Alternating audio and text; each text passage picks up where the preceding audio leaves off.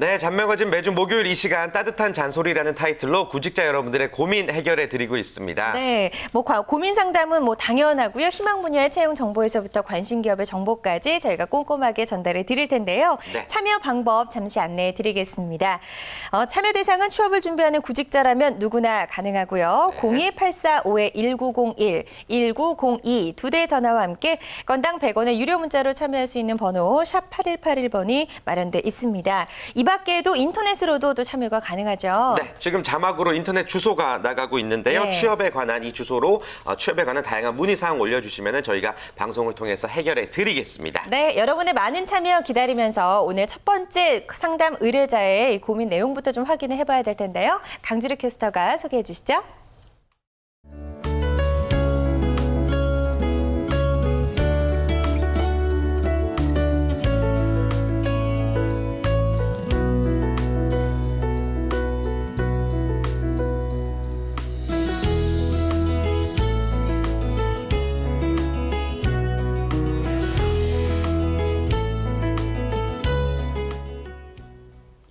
네, 따뜻한 잔소리 오늘의 첫 번째 사연은요. 서울 소재 4년제 대학에 재학 중인 4학년 학생이 남겨주신 사연입니다. 현재 취업 준비를 해놓은 것은 일반 기업으로 취업을 해야지 하는 것 외에는 딱히 정해진 게 없는데요. 그러다 보니까 이 생각이 너무 많아집니다. 특히 회사에서 보면 직무에 능한 지원자들을 채용하고 싶다고 하는데 직무에 능하다는 것이 얼마나 잘 알고 있어야 하는 것일까요? 그리고 또 사회 초년생들에게는 능숙한 직무를 요구하는 것이 사실 좀 어폐가 있는 것 같기도 하고 준비는 하면 되겠지만 기업에서 요구하는 수준이 감이 잘 안 잡혀서요라고 남겨주셨습니다. 이 자세한 고민 상담은 스튜디오를 통해 이야기 나눠보도록 하겠습니다. 네, 4학년 학생의 고민이었고요. 네. 이제 막 취업을 준비하는 단계인 것 같습니다. 신입사원의 직무 숙련도에 대한 질문을 주신 것 같은데 네. 기업에서 요구하는 수준이 직무별로 차이가 있을 것 같습니다. 어떻습니까? 네, 일단은 기획이나 인사 같은 신입을 잘 뽑지 않는 직무라고 한다면은 그 네. 직무의 숙련도가 필요하기 때문에 그런 거라고 보시면 되고요. 기타 다른 다른 직무들 같은 경우에는 전공이 우대되는 직무들이 있잖아요. 네. 그거는 기본적으로 그것과 관련한 지식을 가지고 있는 사람들을 요구하는 거기 때문에 직무 숙련도가 엄청 많이 필요하다기보다는 그것과 관련한 약간의 경험과 그리고 지식과 그리고 가지고 있는 본인이 성향이나 이런 것들을 맞춰가지고 지원하십사 이런 것들을 좀 이제 보여주는 거라고 보시면 되겠습니다. 네, 네. 좋습니다. 자, 그럼 구체적인 따뜻한 잔소리 해드리기 위해서 저희가 전화 연결해봤거든요. 지금 연결이 돼 있습니다. 바로 만나볼게요. 안녕하세요. 예, 안녕하세요. 네, 네, 반갑습니다. 안녕하세요. 저희 목소리 잘 들리시죠? 예, 잘 들립니다. 네, 지금 방송 중에 전화 연결되셨고요. 다시 돌아오지 않는 기회입니다. 우리 최현정 컨설턴트에게 정말 궁금한 거 이 시간 마음껏 한번 질문해 주시길 바랄게요. 예, 일단 제가 여쭤보고 싶은 건 세 가지 정도 있는데요. 네. 네, 첫 번째로는 일단 회사에서는 구직자한테 어느 정도 직무를 알고 있어야 한다고 생각하시는지 궁금합니다. 네. 네. 일단은 직무에 대해서 좀 구체적으로 알고 있으면 좋을 것 같습니다. 그런데 그렇게 하기에는 조금 한계가 있죠. 그래서 주로 이제 대학들에서 직무와 관련한 교육을 시켜주는 경우도 있고요. 그럼 그것들을 좀 경험하고 오신 분들이라고 하면 직무에 대해서 조금 감을 잡고 왔구나라고 이제 이해를 하실 수 있을 텐데 그밖에 직무에 대해서 전혀 모르고 온 사람이라고 한다면 더 시행착오가 많은 거죠. 그렇죠. 입사해가지고 업무를 줬을 때 업무에 대해서 난감해 한다던가 이거 내가 생각했던 거랑 좀 다르다 이렇게 되게 되면은 이제 1년 안에 퇴사할 수 있는 비율이 확 늘어나게 됩니다. 그래서 직무에 대해서 조금이라도 감을 잡고 좀 많이 들어보고 읽어보고 또 질문해보고 경험해보고 하는 것까지 가지고 온다라고 하면은 직무에 대해서 구체적으로 막 엄청난 숙련된 모습을 가지고 있지 않다고 하더라도 한번 시켜볼 수 있다. 이렇게 가정해 볼 수 있을 것 같습니다. 그래요. 그래요? 네, 이 정도까지라고 좀 생각을 하시면 될 것 같고요. 네. 두 번째 궁금증 또 한번 여쭤볼까요? 네네. 두 번째 같은 경우에는 그 직무 관련돼서 한 가지 여쭤보고 싶은데요. 네. 우리나라 회사에서 해외 영업이 어떤 식으로 이루어지는지 어떤 거 위주로 준비해야 되는지 구직자한테 도움이 되는 말씀 좀 여쭤보고 싶습니다. 해외 영업. 예. 지금 현재 직무에 대해서는 정확하게 정해져 있지 않다고 하셨는데요. 혹시 지금 해외 영업에 좀 관심을 가지고 계신 건가요? 일단 여러 가지 중에서 한 가지로 생각을 하고 있습니다. 네, 그러시군요. 일단 해외 영업이라고 하면은 우리 회사의 제품을 수출하는 네, 그런 업무를 담당하거나 오히려 해외에서 그런 이제 자재 같은 것들을 우리 뭐 해외 제품들을 수입하거나 이런 업무를 이제 담당을 하게 되는데요. 해외 시장에 진출하고자 하는 기업이 있다라고 하면은 거기 안에서 판로를 개척하고 개척된 판로에 따라서 그것과 관련한 이제 수출의 업무를 이제 담당하게 되는 겁니다. 그래서 실적 관리를 계속적으로 해야 될 것 같고요. 지속적으로 다양한 이제 문제가 발생할 수 있을 텐데 그것을 이제 총괄하는 업무를 할 수 있기 때문에 또 좀 유의하셨으면 좋겠습니다. 그리고 부가적으로 이제 수출임 업무까지 담당하는 경우도 있는데요. 네. 그런 경우에는 좀 중소기업에 이제 판로를 개척하고 수출 업무까지 담당하는 네, 그런 총체적인 업무를 담당할 수도 있는데 대기업 같은 경우는 그 업무가 자체가 굉장히 세분화되어 있기 때문에 난 해외 영업 업무만 할 수 있고 또 어떤 사람들은 수출 업무를 담당하는 경우도 있다고 보시면 될 것 같습니다. 네. 근데 이제 지원자들이 많이들 이제 내가 영어에 관심 있고 영어를 활용할 수 있다라는 생각 때문에 해외 영업을 많이 지원하시는 것 같아요. 네. 또 혹은 외국에 내가 출장을 많이 갈 수 있다. 이것 때문에 해외 영업을 많이 선택하시려고 하는데 뭐 출장이라고 하는 거는 신입사원들한테는 좀 어불성설이고요. 좀 어렵고요. 이제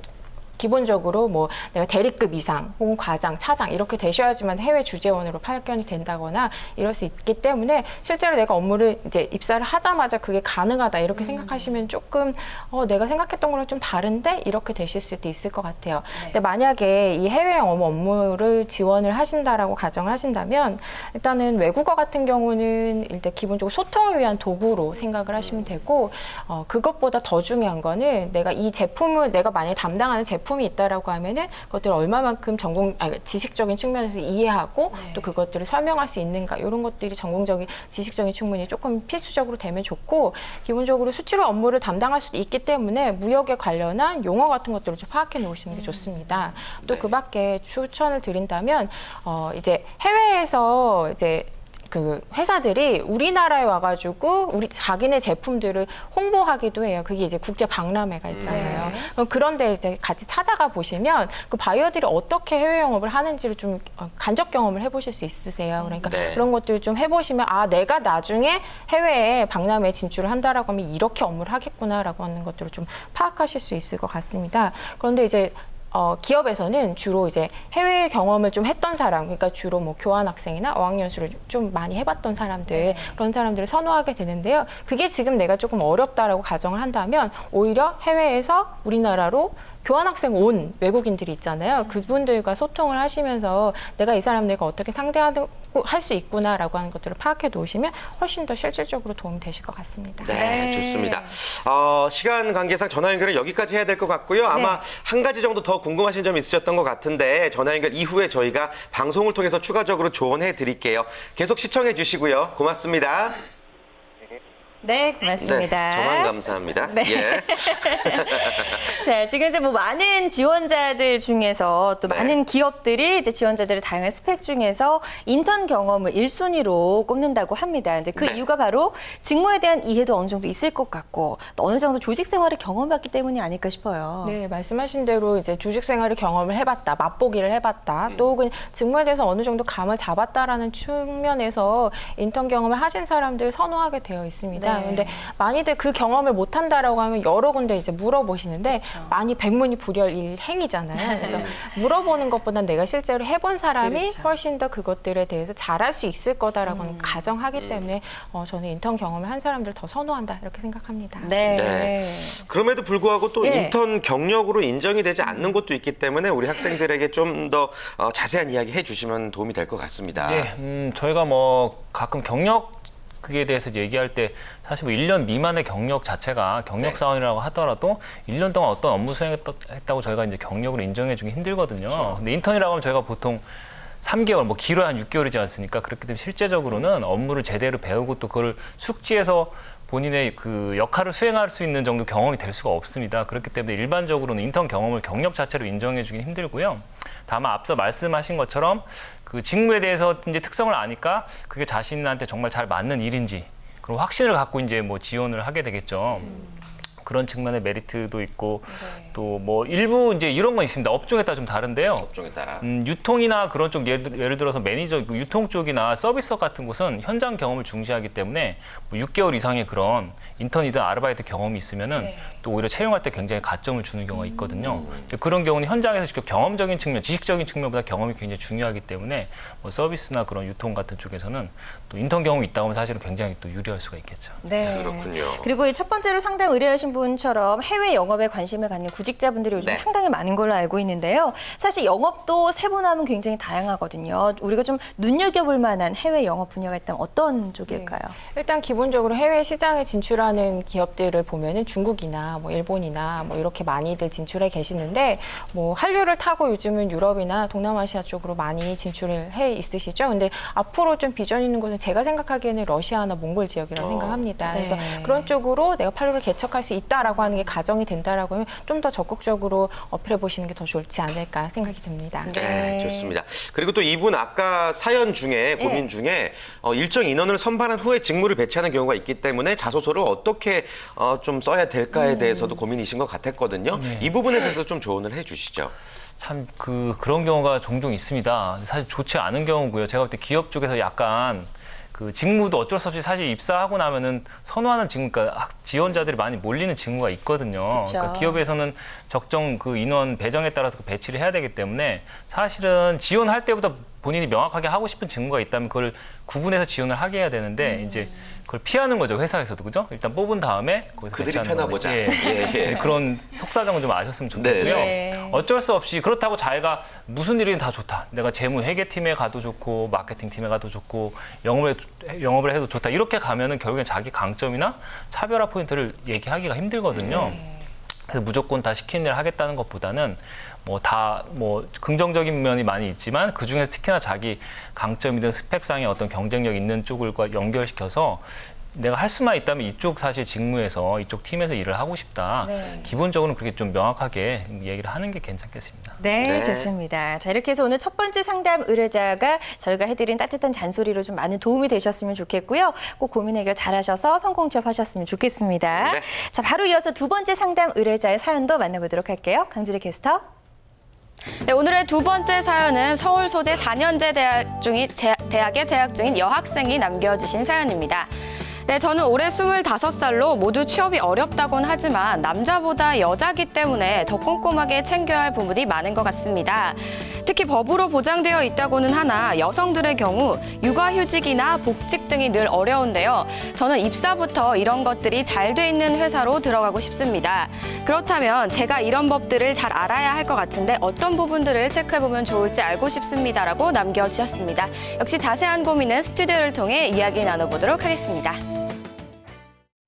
네, 복지 쪽으로도 네. 굉장히 궁금증이 많으신 분 같고요. 일단 여성 근로자가 반드시 누려야 할 것들에 대해서 궁금해하시는데 이런 것들을 잘 실천해주는 기업들이 존재하죠. 예, 네. 뭐 제가 특정 기업을 말씀드릴 수는 없고요. 방송이기 때문에 이런 건 있습니다. 뭐 아무래도 직원 비율상 여직원이 많은 업종.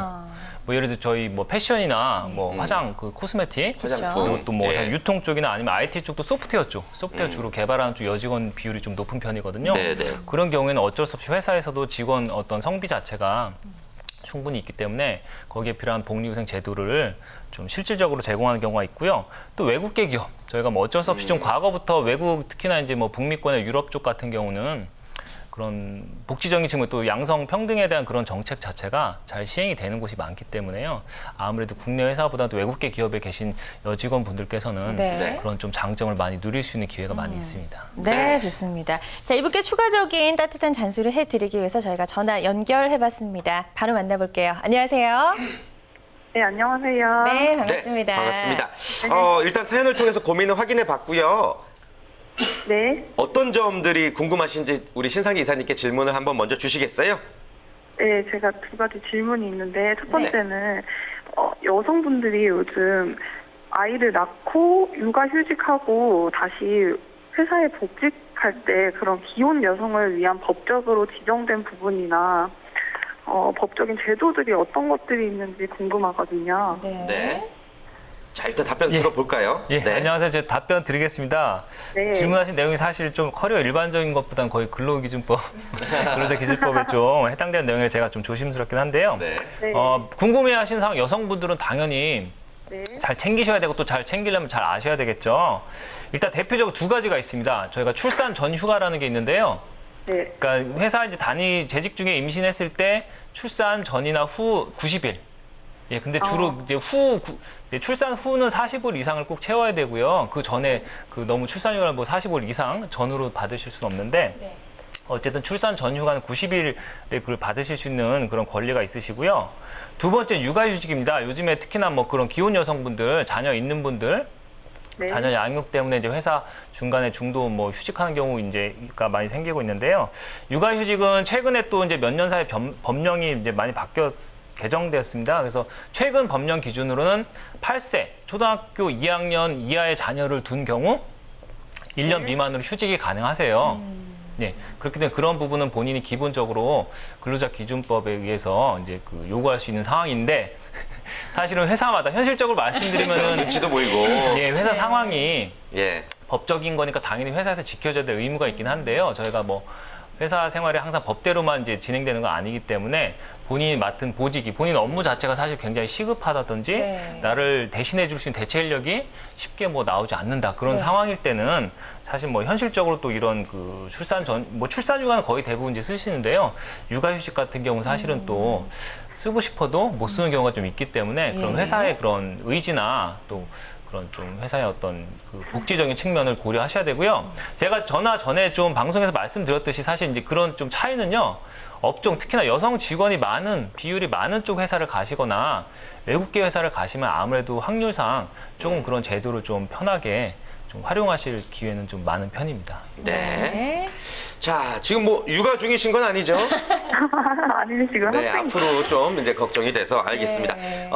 저희가 또 시간이 많지 않아서 한 가지 정도만 질문 더 받아볼게요. 어떤 점이 또 궁금하세요? 네, 두 번째는 직장에 신입사원으로 취업했을 때 네네. 직무를 주로 혼자 부딪혀보면서 직접 깨우치는 게 좋은지 아니면은 상사분한테 계속 물어보고 그렇게 알아가는 게 좋은지 궁금하거든요. 제 친구가 회사에 취업했는데 상사한테 계속 물어봤더니 상사께서 되게 귀찮아하고 화를 내신다고 하시더라고요. 예. 네, 그래서 네, 좀 그래요. 그게 궁금해요. 네, 취업 전에 좀 걱정이 좀 많으신 것 그래요. 같은데. 둘 다 하는 게 네. 좋을 것 같긴 한데. 예. 네, 굉장히 난이도가 높은 질문입니다. 왜냐하면 모든 건 이제 이런 경우는 이제 상황에 따라서 그쵸. 회사에 따라서 또 상사가 어떤 성향에 따라서 또 내가 어떤 성향에 따라 좀 다르기 때문에 좀 이제 어렵긴 한데 뭐 기준은 제가 이제 크게 말씀드리면은 일단 중요한 일, 업무상 본인이 중요하다고 생각되는 부분을 모를 때 상사분이 귀찮아한다고 질문 안 하시면 안 되고요. 예. 그리고 또 의사결정이 필요한 일. 특히나 신입사원 직급이 높지 않을 때 의사결정 자체를 스스로 하는 건 굉장히 위험할 수 있습니다. 그래서 네. 본인이 만약에 의사결정 판단이 필요할 때는 특히나 상사분께 여쭤보는 게 좋고요. 네. 반대로 또 질문 안 해도 되거나 질문하면 좀 귀찮아할 수 있는 거는 단순히 본인이 문헌이나 회사에도 사실 직무나 팀에 따라 매뉴얼 같은 게 있거든요. 네. 요즘에는 뭐 지식 관리 시스템이라고 해서 회사 사내에서도 굉장히 여러 가지 정보들이 찾아보면 많이 있습니다. 그래서 검색이나 뭐 문헌을 통해서 본인이 알 수 있는 정도의 기본적인 그냥 그런 정보 자체를 귀찮아서 이제 인터넷 뭐 어디에 물어보듯이 상사분께 물어보는 거는 좀 조심하셔야 되겠죠. 그래서 본인이 그런 단순한 지식이냐 아니면 의사결정이 필요하냐 또 중요한 것이냐에 따라서 네. 좀 구분을 해서 센스 있게 답변과 또 질문을 하시는 게 좋겠습니다. 네, 좋습니다. 자, 저희는 귀찮아하지 않고 친절하게 설명드렸습니다. 예. 방송 계속해서 지켜봐 주시고요. 추가적인 조언 해드릴게요. 고맙습니다. 감사합니다. 네. 네. 그렇습니다. 사실 뭐 다양한 제도에 대해서 이제 좀 궁금해하셨는데 어떤 네. 제도든지 그 기업이 얼마나 잘 스며들어서 많은 분들이 활용을 하고 있는지를 봐야지 우리가 좀 그건 그렇죠. 기업별로 좀 차이가 있을 것 같은데 그런 기업 문화가 괜찮은 기업들 어떤 기업들이 있을까요? 제가 방송 중에 특정 기업을 콕 집어서 말씀드려도 되나요? 말씀하셔도 됩니다. 뭐 저희 이제 기사 네. 찾아보시면 저희들 가끔 이제 그런 게 이제 직원 경력자 그러니까 지원 예. 신입 사원들이 좋게 생각하는 기업 말고요. 일반 경력자들이 좋다고 네. 생각하는 기업 평판 그런 그 순위 나올 때가 있습니다. 예, 예. 그때 보시면은 그런 기업들이 사실은 뭐 연봉이 높은 경우도 많지만 그 외로 나머지 복리후생적인 측면에서 굉장히 이제 좋은 그런 경우가 많이 있고요. 아까 말씀드린 건 사실 업종으로 치면은 저는 예를 들어서 그 화장품, 화장품. 뭐 저희 뭐 아모레퍼시픽이라든지 그렇죠. 화장품 쪽의 회사들 있지 않습니까? 예. 거기는 어쩔 수 없이 여자 직원분들 비율이 높기 때문에 그런 좀 굉장히 필요한 그런 복리후생이 잘 되는 경우가 네. 많고요. 네. 예, 외국계 기업은 또 개별 기업을 말씀 안 드리겠습니다. 사실은 저희가 외국계 기업 보면은 거의 뭐 부장, 임원까지 승진한 여자분들 많이 보죠. 많이 맞죠. 그거 자체가 예. 본인 역량이 좋을 때 평등하게 또 평가해주고 또 그런 뭐 처우를 해주다는 그런 특징이 있다고 이제 네. 보시면 되겠습니다. 네. 기사를 검색해 보시면 금방 아실 수가 있을 것 같고요. 네. 또 출산이나 육아휴직 때문에 이제 공석이 생기잖아요. 그런 부분들 여성 인력을 지원해 주는 곳도 생겼다고 하던데 좀 소개를 해주실까요? 예, 요즘에 서울시에서 이제 출산과 육아휴직으로 인한 결혼, 그러니까 그 일을 충원해야 되죠. 그러니까 네. 대체 인력을 이제 연계해주는 그 사무소를 지금 서울에 5곳 정도 설치했다고 합니다. 그래서 네. 서울시 여성 대책 인력 지원센터라는 곳이 있는데요. 네. 거기서 뭐 보육교사, 또 일반 사무직, 또 회계나 격리, 교육 강사, 디자인, 또 보건복지 등 그런 다양한 분야에서 기본 직무 교육을 받았거나 또 경력 있는 여성을 대상으로 해서요. 대체 인력 풀을 구성하고요. 그러니까 그런 본인이 과거 경력이 있는데 내가 대체 인력으로 근무하고 싶다 하는 분들은 이쪽에 이제 문의하셔서 풀에 등록을 하시고 또 기업에서는 또 필요할 때 이쪽에 요청을 하면은 그 풀에서 적정 인력을 또 소개하는 구조로 이루어지고요. 광진구, 금천구, 노원구, 마포구, 양천구 등 4개 권역별로 그런 여성 발전 센터에도 유사한 센터가 운영된다고 합니다. 그래요. 예. 예. 아무튼 여성분들은 나와서 일을 해도 걱정이고 또 집에서 애를 봐도 사실 걱정이 되는 게 네. 많거든요. 이런 부분들이 좀 더 나아지기 위해서 기업이나 혹시 뭐 개인이 조금 더 신경을 써야 될 부분이 있다면 어떤 게 있을까요? 네, 실제로 제가 이제 뭐 관리자로 일을 할 때 보니까 육아휴직이 분명히 제도적으로 있는데도 불구하고 1년 후에 돌아오지 않으시는 엄마들이 좀 있으세요. 네. 그게 또 어떻게 보면 기업한테는 좀 마이너스 요소가 될 수도 있는 부분이 있거든요. 그래서 워킹맘이라고 해가지고 내가 죄책감을 가지는 경우도 있고요. 또 혹은 그러니까 슈퍼우먼이 돼야 된다는 부담감을 또 가지시는 분들도 좀 있거든요. 그런 것들을 좀 내려놓고 내 경력을 계속적으로 유지한다는 차원에서 좀 꾸준히 일을 하셨으면 좋겠고요. 개인적으로는요. 기업적인 측면에서는 좀 배려 차원에서 하는 게 좀 한계가 좀 있잖아요. 그거를 이제 제도적으로 좀 확충을 해놓으면 오히려 여성분들이 워킹맘으로서 일을 하시면서도 좀 더 충성도 높은 직원이 되지 않을까라는 생각을 하게 됩니다. 그래서 네. 그런 부분이 좀 양자가 좀 시너지 효과를 발휘할 수 있는 그렇게 됐으면 좋은 사회가 만들어지지 않을까라는 생각을 해봅니다. 네. 네, 맞습니다. 그리고 이분이 이런 질문 해주셨어요. 예. 이 직무 모를 때 신입사원이 직무 모를 때 상사한테 질문하면 좀 귀찮아하더라. 그래서 내가 그냥 혼자 부딪히고 깨져야 되는 것인가? 어떻게 좀 생각하세요? 사실은 이건 질문하는 자세가 중요할 것 같은데. 네, 그렇죠. 저는 이제 가정이 행복하려면 이제 집안에서 여자는 남자는 여자하기 나름이다 이런 네. 말이 좀 있잖아요. 그것처럼 직원이 어떻게 하느냐에 따라서 상사가 또 바뀔 수 있다고 생각이 됩니다. 그래서 어느 정도 신입사원이 눈치코치를 좀 가지고 있어야지만 그러니까요. 되겠죠. 그래서 상사분이 엄청 바쁘신데 가가지고 내 일이 급하다고 가서 꼬치꼬치 물어본다라고 하면 누가 봐도 밉상, 미움을 받을 수밖에 없으니까요. 본인이 업무를 이제 하다가 정말 이게 필요하고 중요하다라고 생각하는 것들을 잘 기록해놓고 메모해놨다가 이제 여쭤보는 것들이 필요할 것 같고요. 또 그런 부분에서 좀 적극적으로 했을 때 내가 이 친구를 좀 가르쳐주고 싶다라고 하는 마음이 들 수 있도록 하는 것도 신입사원이 할 수 있는 최대한의 매너라고 생각합니다. 네, 좋습니다. 여러분들 오늘 뭐 취업에 관한 다양한 이야기들과 함께 신입사원으로서 갖춰야 될 센스까지 저희가 1부에서 따뜻한 잔소리 해드렸습니다. 네. 2부에서도 따뜻한 잔소리 계속되죠? 그렇습니다. 잠시 후 2부에는요. 강주리 캐스터가 전하는 지역별 채용 정보 먼저 만나보시고요. 따뜻한 잔소리 계속 이어집니다. 인터넷에 올라온 크고 작은 취업과 관련된 고민들 저희가 해결해 드리도록 하겠습니다. 저희는 잠시 후 2부에 다시 돌아오겠습니다. 여러분 잠시만요.